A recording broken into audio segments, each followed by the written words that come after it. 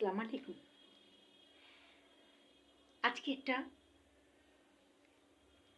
মানুষের উদ্দেশ্যে কিছু বলবো।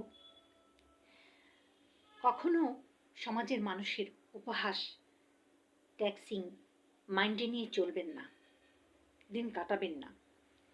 মানুষের প্রয়োজনের শেষ নেই, তাই মানুষের উপহাস স্বীকার করতে হয়। এই যে আমি ছোট একটা বাসায় থাকি, বাই মানে কেনা, কেনা মানে বাই, বাই মানে কেনা, কেনা মানে বাই, বাই মানে কেনা, কেনা মানে বাই, চলতেই থাকে। বুঝতেই পারছেন, লাখ লাখ টাকার জিনিস ঘরে একটা স্টোর করে ফেলে কেনাকাটা করে। বাই মানে কেনা, কেনা মানে বাই।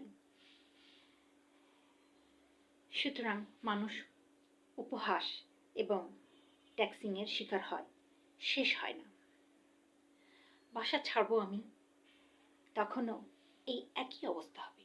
বাই মানে কেনা, কেনা মানে বাই, বাই মানে কেনা, কেনা মানে বাই, বাই মানে কেনা, কেনা মানে বাই। ট্যাক্সিং এবং উপহাস চলতেই থাকবে। একটা নদীর ভাঙন রোধ করার জন্য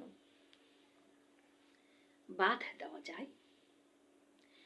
নদীরও জোয়ার আছে, ভাটা আছে, কিন্তু মানুষের মুখ আপনি বেঁধে রাখতে পারবেন না, লাগাম দিয়ে রাখতে পারবেন না।